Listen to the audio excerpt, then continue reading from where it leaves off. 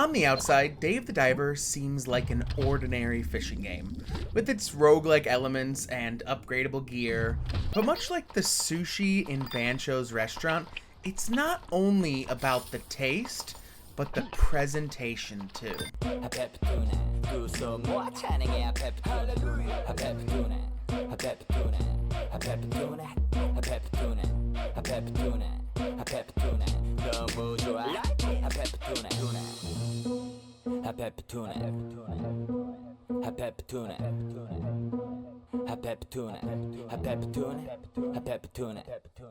To the outsider, there doesn't seem to be anything really special about Dave the Diver at first glance, but you couldn't be more wrong. Let's set the stage.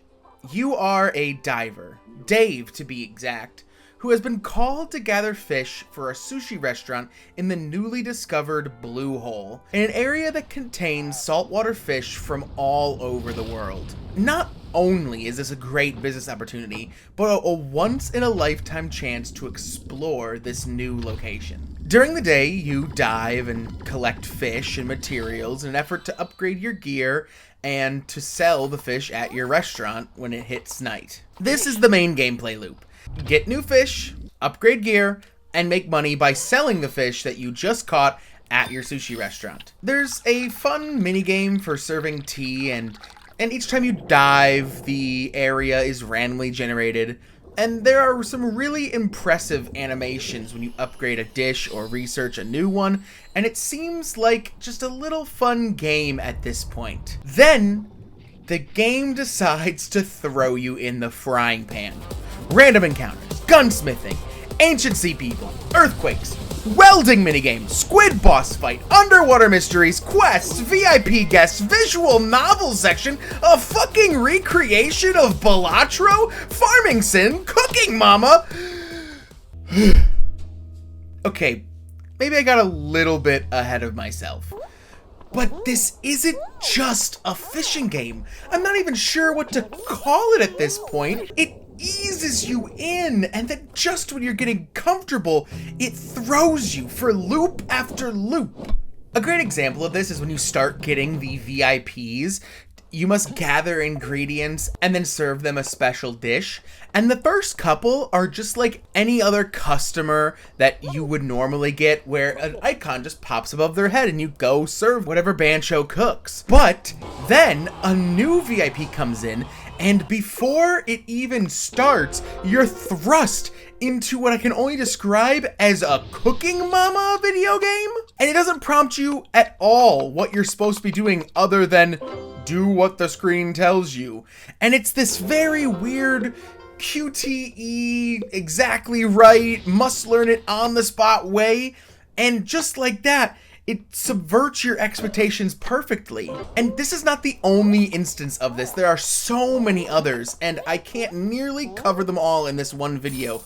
But I will do my best, because it is very unique what this game does, and it's special and needs to be talked about. Let's talk about another aspect of the game that really shines through, and that is the characters.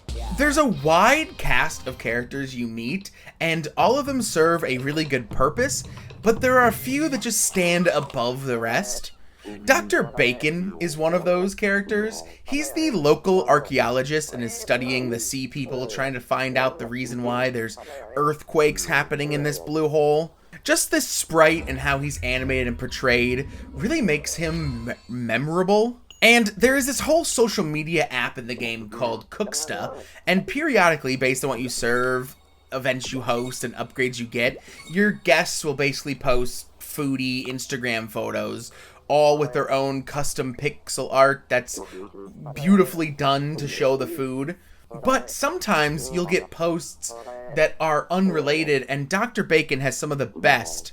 He consistently posts, usually on nights when you're not at the restaurant, that he's just there getting drunk, trying to figure stuff out, and getting too drunk, for a matter of fact, so that the next day he's like, God, shouldn't have drank all that stuff. And little stuff like that just really brings the characters to life. Now, the next one is Duff.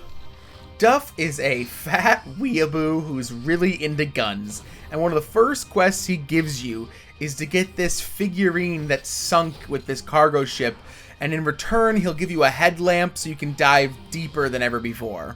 The way he is portrayed is one of the funniest in the game. He never leaves his house. He orders all his figurines off Amazon, and he is obsessed with them.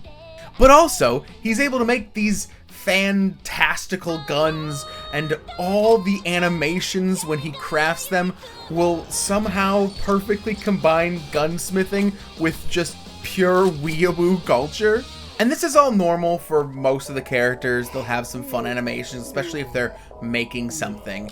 But what really pushes him to the forefront of great characters is about halfway through the game, you end your day cooking, and it doesn't jump to the next day, but instead starts showing Duff going to bed, turning off his light, wearing his anime face mask, and cuddling his Vocaloid style character body pillow, and falling asleep, where he gets transported into a dream world at a concert of one of these anime characters. And now you are fully playing a rhythm game. It is just 100% a rhythm game where you're in the audience just matching your, glow sticks to whatever is happening on stage. Of course, once you beat it, it cuts back to him sleeping, and it's a minigame on your phone now. But just what a way to introduce a minigame like that. There's no reason for this game to even have that minigame. It adds nothing to the overall story. It adds nothing to the gameplay. It is something you do once, and if you don't want to, you can never touch it again. But just the way it fleshes out this character, who was admittedly very one-sided and still is, but just adds so much depth to them that when this guy goes to sleep, it's not even over. He's still dreaming about these anime women he obsesses over. You can tell when a game has the love of its developers in every single aspect of it, and this is one of those games. There is so much heart and soul. It is practically oozing out of every single aspect of this game. And finally, the last character I want to talk about is Bancho himself.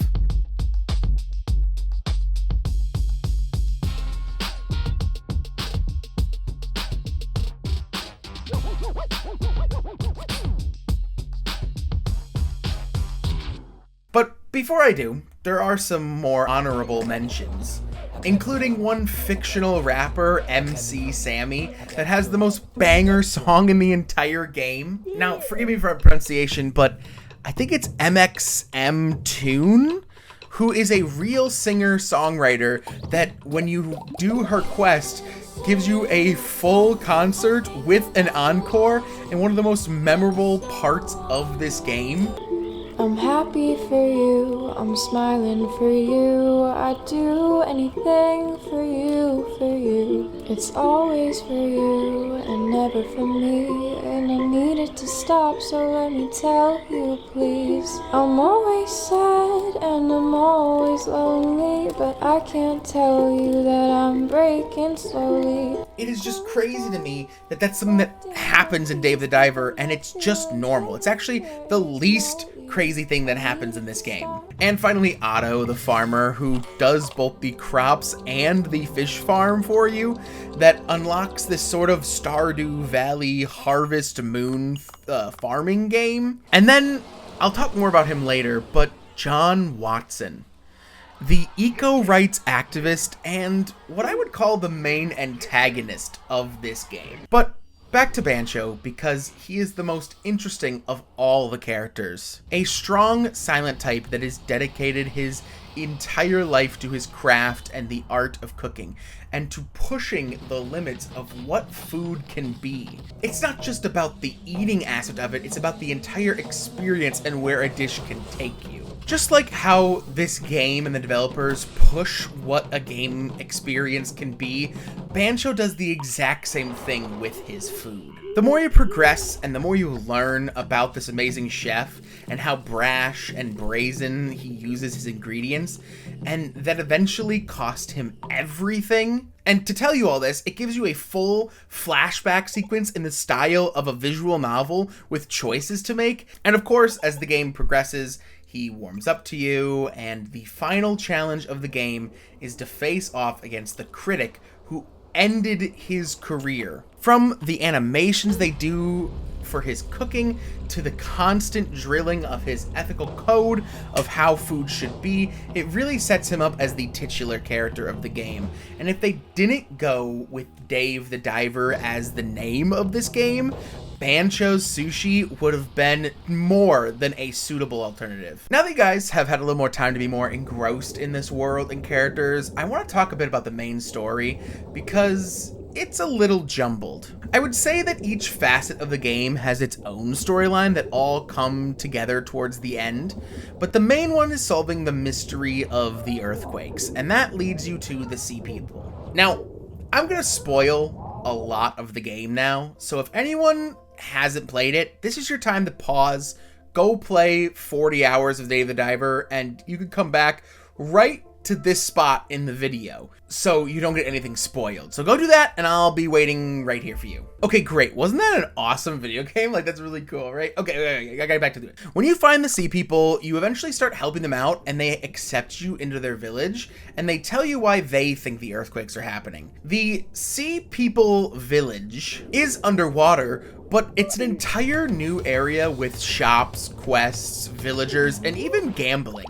They straight up have card games and seahorse racing. Again, you think that all there is to this game has been presented to you, and then they throw an entire town at you at the bottom of the ocean with a whole slew of new things for you to do. They explain what they think is happening to you, and basically long before you got there, there was an even ancienter civilization that messed up, and now it's up to you to fix everything. And the quests now range from solving logic puzzles to sneaking around an immortal sea zombie and running for your life from a giant sea zombie that adds, again, a whole new style of playing this game. It's a really compelling and captivating story, but not the only one. Back on the surface, Bancho eventually gets challenged to different cook-offs against a wide variety of chefs.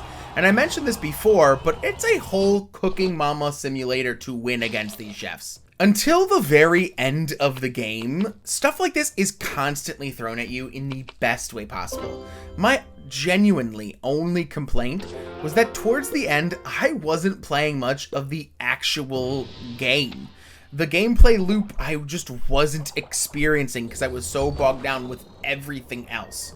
But having spent most of my time doing these quests and being thrown curveball after curveball was fun. And speaking of curveballs, bosses. This game has such a wide variety of bosses, and most of them are hurdles required for you to progress the story, and they all play so differently. No two bosses are the same, and they all require a different sort of strategy to take them down. Whether that be hitting them in a weak spot, or having to pull chains to block their attacks, or a whole slew of other ways. Each one is special and demands a whole new way to take them down. And of course, after you defeat them, your reward is to cook and eat them at your restaurant, which makes you obscene amount of money. What I think really makes these fights fun too is that you can beat them with really any weapon. Of course, you can pull out the master sniper rifle and the fight will be over quick, but the amount of times I only had my harpoon because I wasn't expecting to fight a boss in that specific dive was more than once, and still, I was able to take them all down without any real trouble. The game is forgiving too, and lets you restart from the beginning if you die without having to lose your entire inventory from that dive.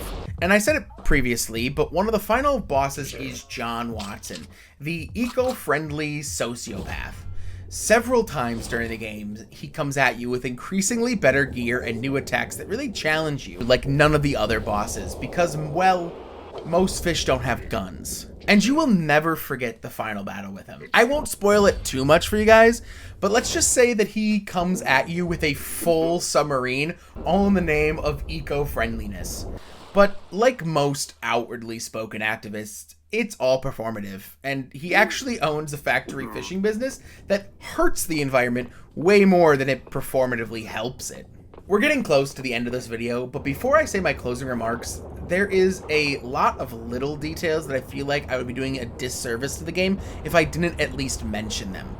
I said it before a bit, but there's a full farming game that is Harvest Moon or Stardew Valley-like, and you can grow your crops for your restaurants. There's a ton of seeds to plant and upgrades for all the areas, and if you want, there's a chicken coop too to go with it, and then right beside that is a fish farm that is great for the late game. Once you have 2 of every fish in there, there's no real reason to go diving at all anymore.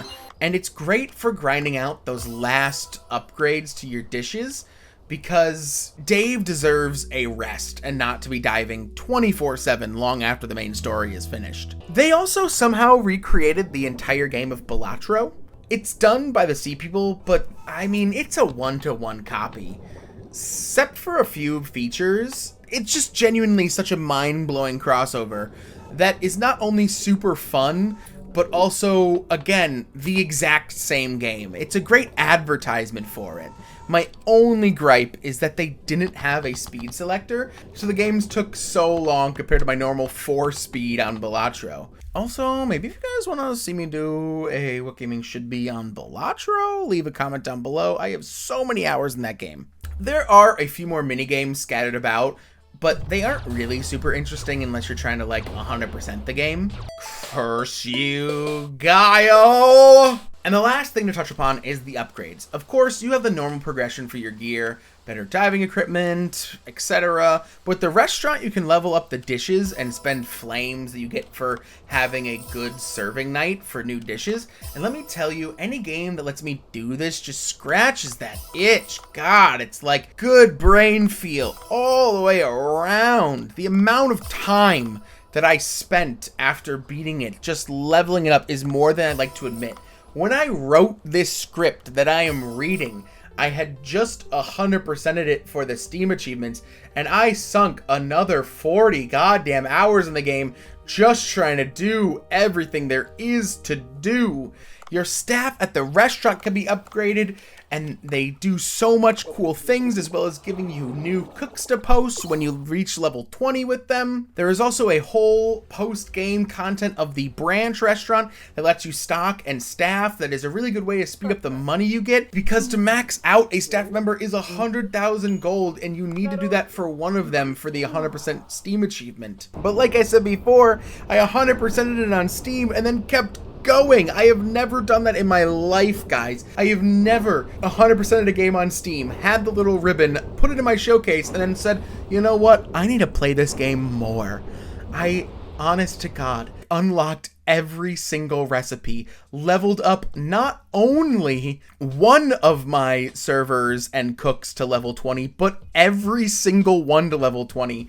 And for God's sakes, I unlocked every Gaia. So I will never Gaio, I don't know how to fucking say it, but everyone's done. I unlocked them all, even the stupid fucking ones that you have to upgrade twice. I did it all. Let me tell you that I've never done that before, and it felt so good. This game is a masterpiece, and I have barely scratched the surface in this video with the amount of stuff you can do and how fun it all is. I encourage all of you to dive deeper into the blue hole and experience this game for yourself. There are also 3 DLCs that I did not cover in this video, and if it's well received, I could see about covering them. There's the Dredge, Godzilla, and Ichiban's one that all add interesting and new content despite the price of one. It was also announced that yesterday, because it took so long to edit this, that there's going to be a jungle DLC coming out for the game. Dave the Diver is a wild ride from start to finish, and if you want a game that keeps you coming back for more, that has so much content, not only for the beginning, middle, and end, but post-game too, then this is for you. I tried to think about complaints that I had for this game, and I couldn't really think of any except for these tiny nitpicks that are only personal for me, and that's because Dave the Diver is truly what gaming should be. 10 out of 10. Would dive again.